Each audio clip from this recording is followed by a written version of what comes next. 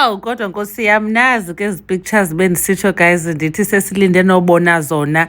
This is so beautiful. Yo indlela enditouched ngayo, indlela endi-emotional ngayo. Ngomama bakaMpilo bobabini ke aba bethunani, oThobile, uThobile Mseleku noThobile Zungu. uThobile Zungu ke siyazi ba ngumama omzalayo uMpilo, and then ibe nguMakhumalo ke umama wakhe naye ke omkhulisileyo. This is so beautiful. Molweni ndanamkela kuMamgobhozi TV. So ke besandinixele bethunane abangakhange babone ke uMpilo Mseleku is a graduate bethunani ebenze i-bachelor or wenze i-Bachelor of Social Sciences, Politics and History at UKZN. So ke bethunani sambona ke uMpilo enikwa isidanga sakhe bethunani phambi komuntu wonke kwi-ceremony ebibanjwe namhlanje the 8th of May 2025. So ke uMpilo siyazi ke uba ukhulisiwe ngumama wakhe omzalayo. I think wathi xa ena 7 years abe kanti ubheka ke kulo tatakhe apho ke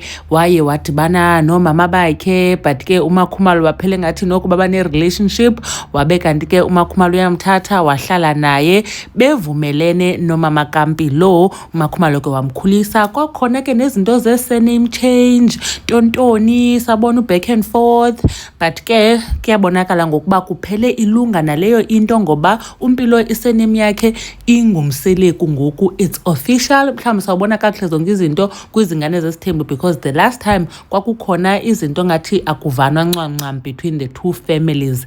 Now ngoku nanku bethunani umama kaMpilo simbona ekunye noMakhumalo Mseleku bebambene, bonakala ekhala. This is such an emotional moment. Omama bakaMpilo bobabini celebrating impumelelo kaMpilo bethunani. Basebenzile bobabini, umama kaMpilo naye bekhona ngumama kumkhulisile kwaye usebenzile wamvumela noMakhumalo ba amkhulise akwenzela bafumane naye i-opportunities athe wazifumana ngoku. Utata Musa Mseleku uyatsho even yena uthi if it wasn't for uMakhumalo probably mhlawumbe uMpilo ngengakhange bekanti naye umoya ngolhlobo ehoyeke ngalo in terms of even izinto zesikolo. Asiyazi mhlawumbe bezambhatalela kwizikolo ezi-right athe wafunda kuzo, but ke sambulela uMakhumalo ke ethe walula isandla sakhe wamkhulisa uMpilo. Nomama kaMpilo akabina ngxaki, wamvumela. Namhlanje ngoku kuyacelebratewa, umntana uhambile wabheka esikolweni, wamamela abazali, wafunda. So ke achievement enkulu kakhulu lena.